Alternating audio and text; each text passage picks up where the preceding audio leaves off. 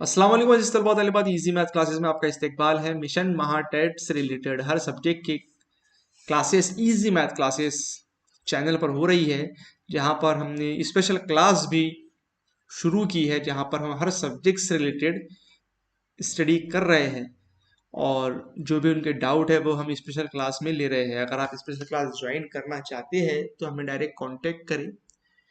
साथ ही साथ हर सब्जेक्ट के हम एक एक वीडियो हमारे यूट्यूब चैनल पर हमने अपलोड भी किए हैं।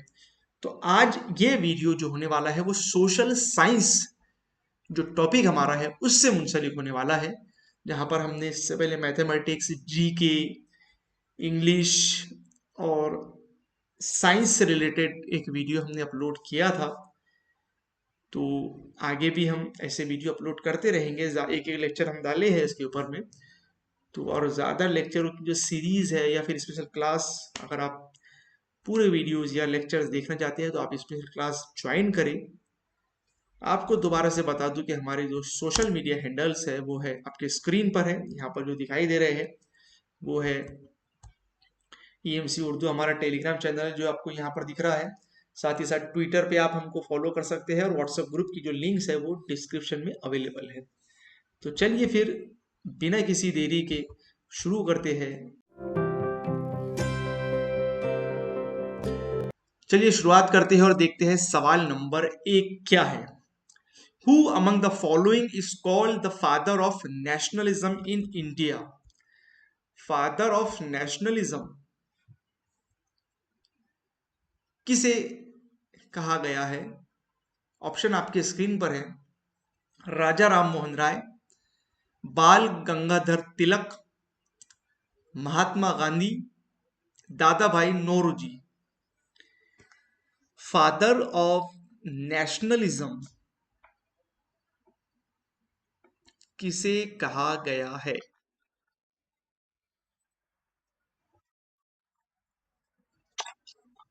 फादर ऑफ नेशनलिज्म सी एक ऑप्शन हमें जवाब मिला है। फादर ऑफ नेशनलिज्म राजा राम मोहन राय, बाल गंगाधर तिलक, महात्मा गांधी, दादा भाई नौरोजी।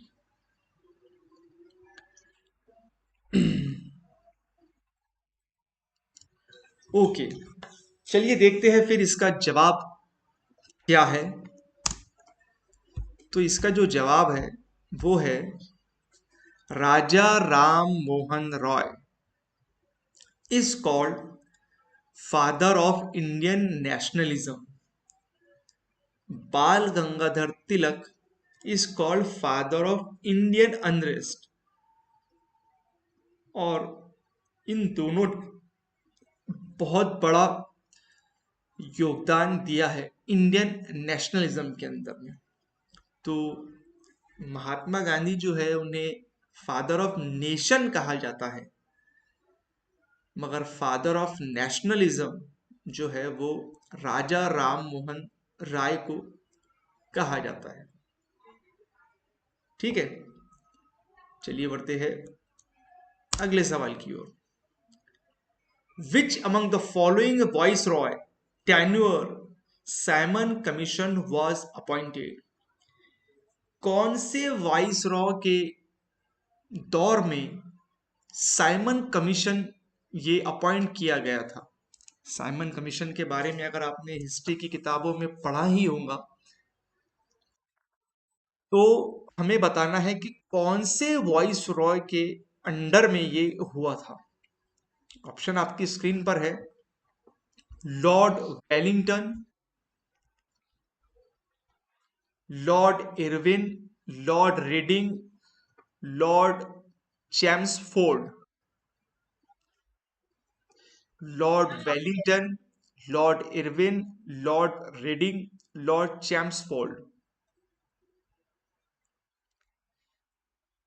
साइमन कमीशन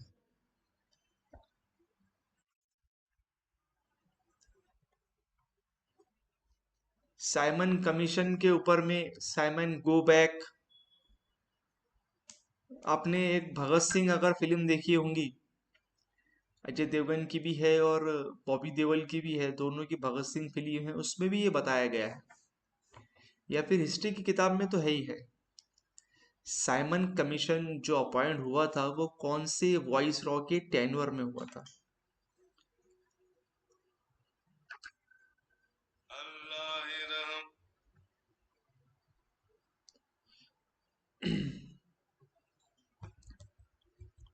चलिए बताइए जल्दी से।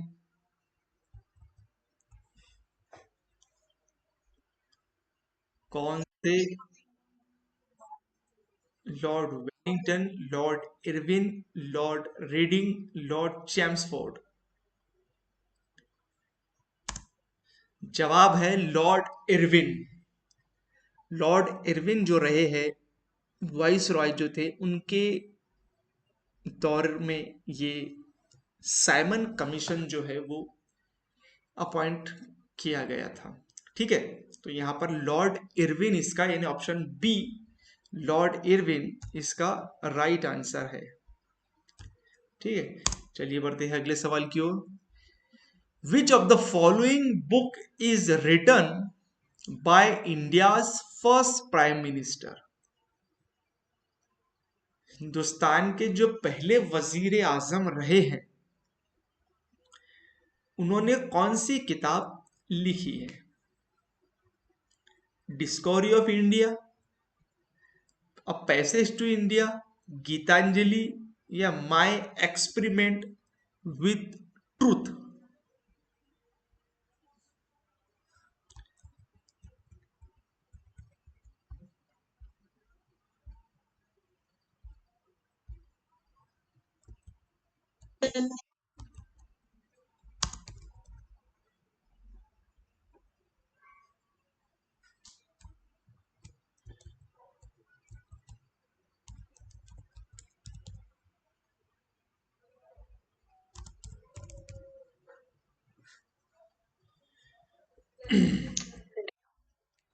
माय एक्सपेरिमेंट विथ ट्रूथ, कुछ ऑप्शन आ रहा है हमारे पास में। जी, ऑप्शन ए भी हमको कुछ जवाब मिला है। जी, ऑप्शन जो डी है, यानी कि माय एक्सपेरिमेंट विथ ट्रूथ, ये जो है महात्मा गांधी की लिखी हुई है। गीतांजलि जो है वो रविंद्रनाथ टैगोर की लिखी हुई है।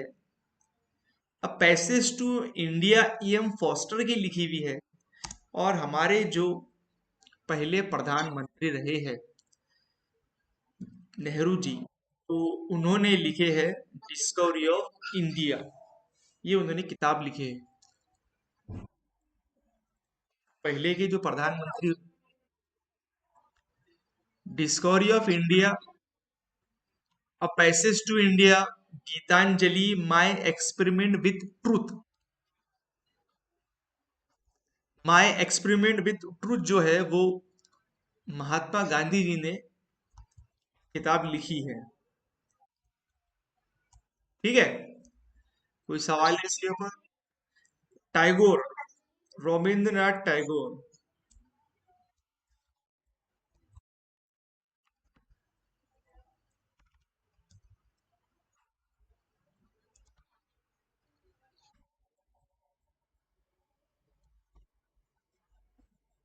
ई M Forster, E M Forster, E dot M dot Forster, FORSTER। Edward Morgan Forster उनका नाम है। ये इंग्लैंड के है, लंदन के। इन्होंने ये किताब लिखी थी। ठीक है, चलिए बढ़ते हैं अगले सवाल की ओर। अगस्त 9, 2018, 76 यानी 76वीं एनिवर्सरी इंडिया के कौन से फ्रीडम के मूवमेंट की मनाई गई? August 9, 2018 was observed as the 76th anniversary of which Indian freedom movement? Option हमारे पास में है quit India movement, Dandi march, non violence movement या सिविल डिसओबीडियंस मूवमेंट?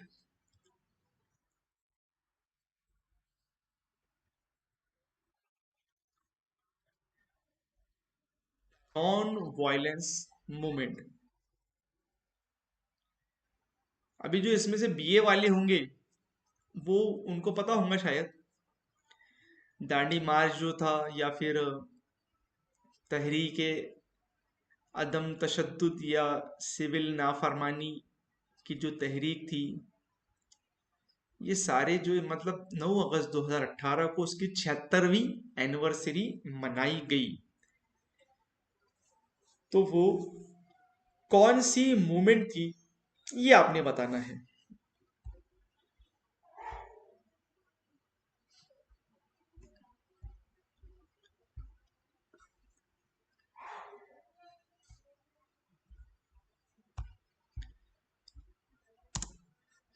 तो आपको बता दूं मैं, the 76th anniversary of Quit India movement was observed across India on August 8, 2018. On this day, 1942, father of the nation Mahatma Gandhi gave the famous clarion call, do or die, यानी करो या मरो, to all Indians to drive the British away from the country. 1942 में महात्मा गांधी जी के जरिए एक नारा दिया गया था, करो या मरो। तो वहां पर ये जो क्विट इंडिया मूवमेंट थी ये शुरू हुई थी और 2018 को उसकी 76वीं एनिवर्सरी मनाई गई। तो हिस्ट्री से रिलेटेड कुछ सवाल जो रहेंगे वो भी आपको टेट एग्जाम में आते हैं, जिसे सोशल साइंस सब्जेक्ट से हम अगर कंसीडर करते हैं तो। मुझे उम्मीद है सवाल आपके समझ में आया होगा। चलिए बढ़ते हैं अगले सवाल की ओर। Which Indian mass movement began with the famous Dandi march of Mahatma Gandhi? जो डांडी यात्रा, जो डांडी मार्च थी, उसके साथ में कौन सी मूवमेंट शुरू हुई थी?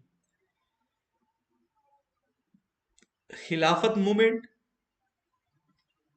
Non cooperation movement, civil disobedience movement, quit India movement?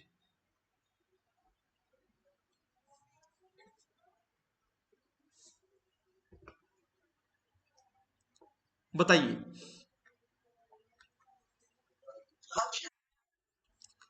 खिलाफत मूवमेंट।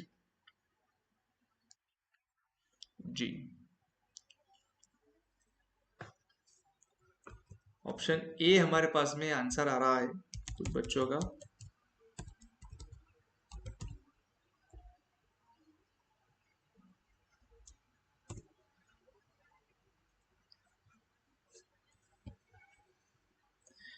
खिलाफत मूवमेंट जो थी वो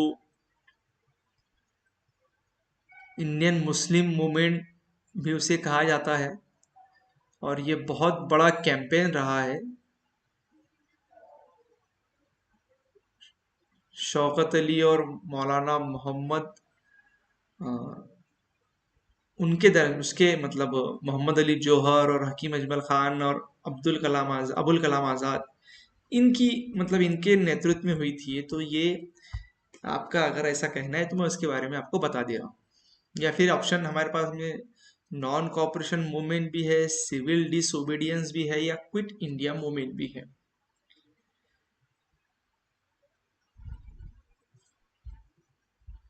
दो जन के आंसर आए हैं शायद।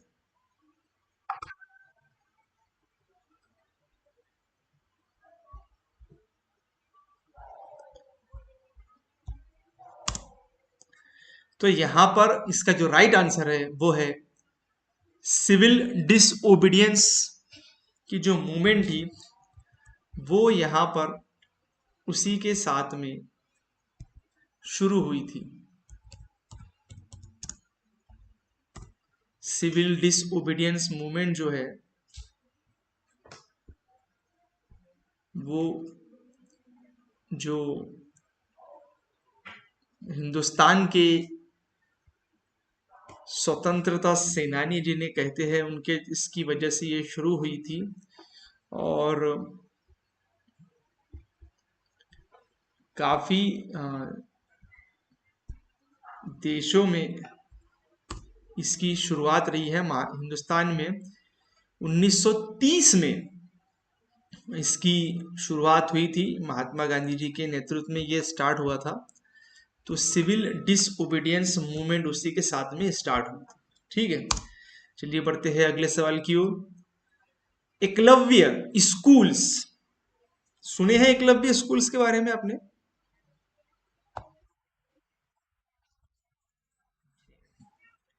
मैं आपको बताता भी हूँ इसके बारे में और डिटेल इस सवाल के बाद में। The Eklavya school has been propose to be set up for scheduled tribe population in every blocks where the ST population is more than fill in the blank percent. Eklavya model residential school आज की तारीख में इसका ऐसा नाम है, जो कि स्पेशल एसटी कैटेगरी के जो स्टूडेंट्स होते हैं, जो इलाके होते हैं, वहां पर ये खोली जाती है।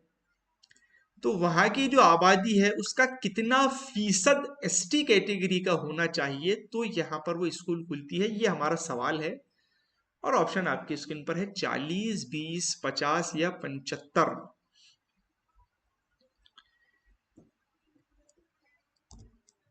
2021 के फरवरी महीने में इसकी वैकेंसीज आई थी।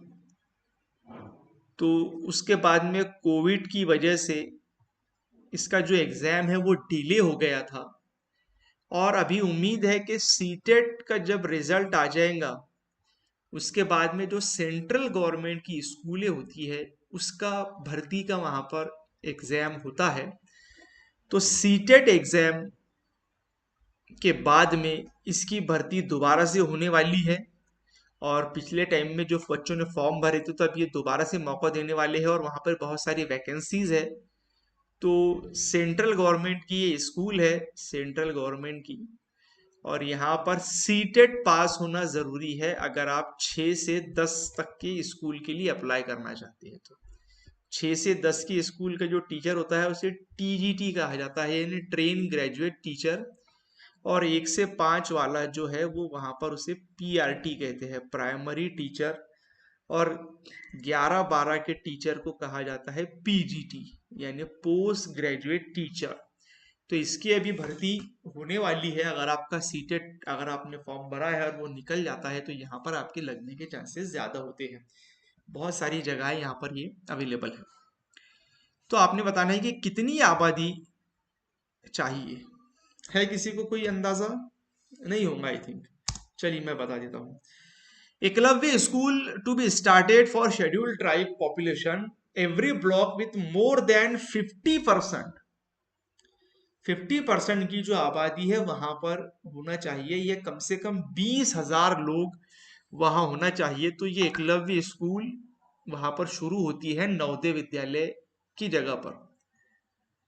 तो यहाँ पर ये बहुत सारी स्कूलें भी हमारे, अगर आप देखेंगे अमरावती में, अमरावती जिले के अंदर चिकलदरा, अगर आपने नाम सुना होगा, चिकलदरा जो हिल स्टेशन है, या फिर यवतमाल में भी इसकी स्कूलें हैं।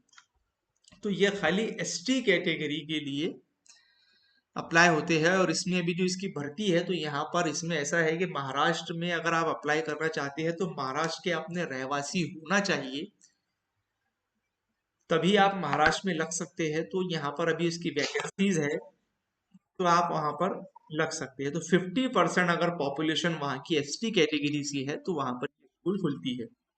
और ये रेसिडेंशियल स्कूल होती है, सेंट्रल गवर्नमेंट की होती है, सारा खर्चा जो है वो सेंट्रल गवर्नमेंट उठाती है यहाँ पर। ठीक है, चलिए बढ़ते हैं अगले सवाल की ओर।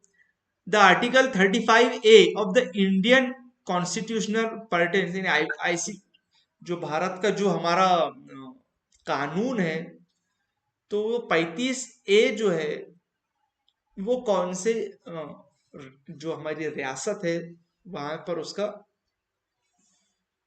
कंसर्न है। नागालैंड, अरुणाचल प्रदेश, जम्मू एंड कश्मीर या सिक्किम। 35A।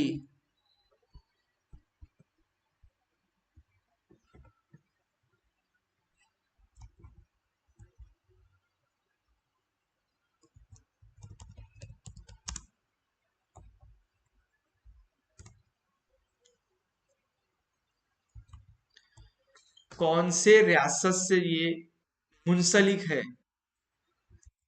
या जिसे हम कहते हैं संबंधित है। 35A किससे ताल्लुक है इसका?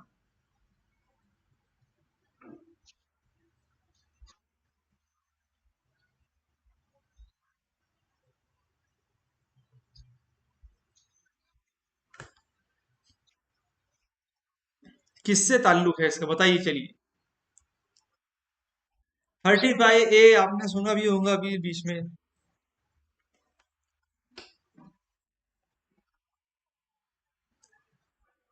वो कश्मीर एक आंसर आ रहा है।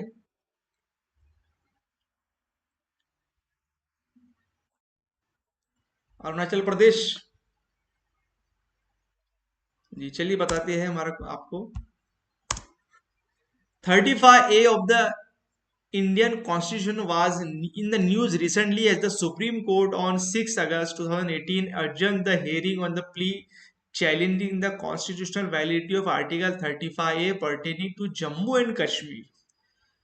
जो हालिया गवर्नमेंट है उन्होंने, आपने सुना होगा, कश्मीर से 370 का जो आर्टिकल वहां पर लगा हुआ था और 35 से वहां पर हटा दिया था, तो उसी में 35A जो है वो जम्मू एंड कश्मीर से मुंसलिक है। ठीक है, तो चलिए बढ़ते हैं अगले सवाल की ओर। What is the type of Indian economy? Hindustan की जो इकोनॉमी है, माशियत है, उसका किस टाइप की है? सोशलिस्ट, कम्युनिस्ट, कैपिटलिस्ट या मिक्स?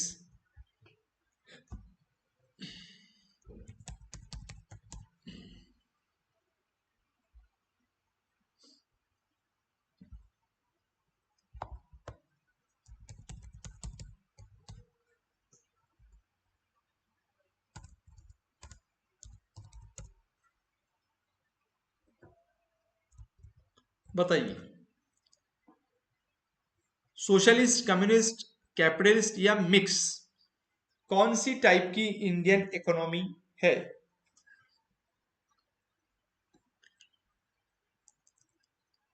चलिए बताइए जल्दी से।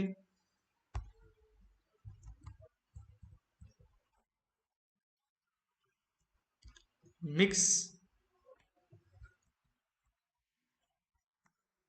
चलिए, the planner of the Indian economy adopted the concept of mixed economy। A mixed economy consists of a private and public sector। Mix है, हमारे हिंदुस्तान की जो इकोनॉमिक है वो मिक्स है, यानी हर तरह की यहाँ पर इकोनॉमी है। ठीक है, प्राइवेट भी है और पब्लिक भी है। चलिए बढ़ते हैं अगले सवाल की ओर। India is the biggest producer as well as the largest consumer and importer of which of the following crops? कौन सी फसल का जो हिंदुस्तान है वो सबसे बड़ा प्रोड्यूसर भी है, कंज्यूमर भी है और इंपोर्टर भी है?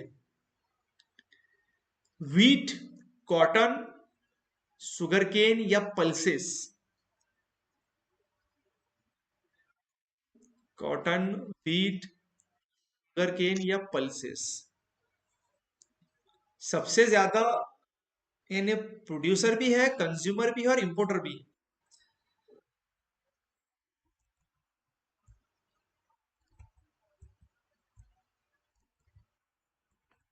बताइए।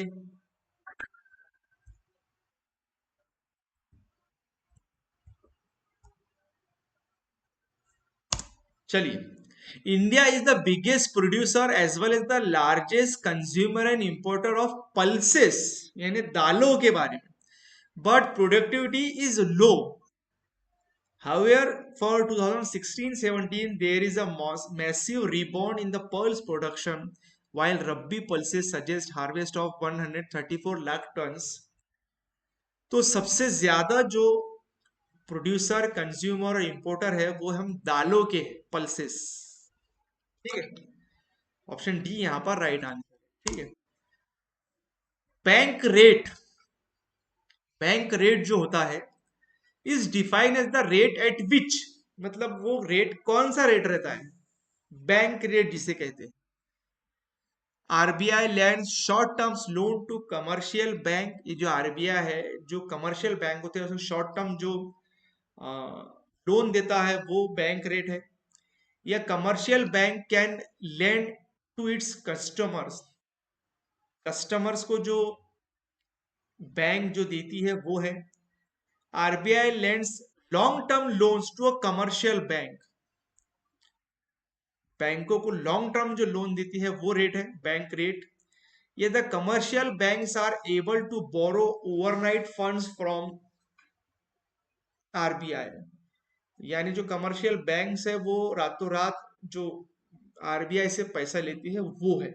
चलिए, bank rate is the rate of interest which a central bank charge on the long term loans, long term loans to the commercial banks and the other financial intermediaries।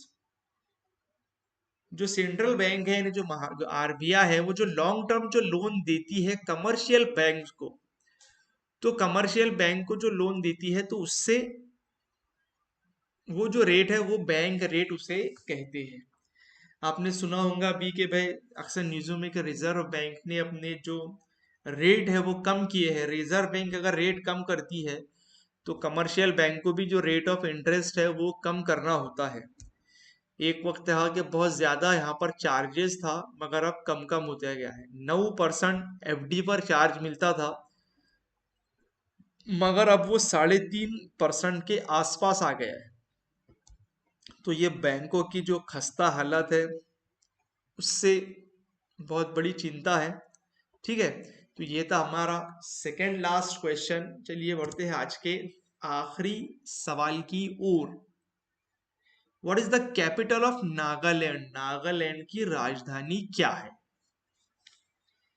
Pune, Shillong, Gangtok या कोहिमा? नागालैंड की राजधानी जो है वो क्या है ये आपने बताना। पुणे, शिलोंग, गैंगटॉक या कोहिमा?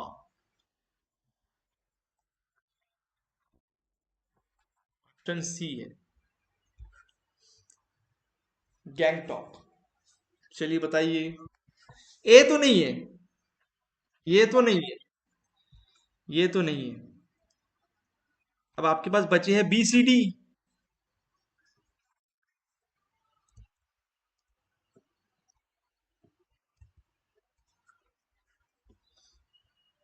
चलिए बताइए बी सी डी।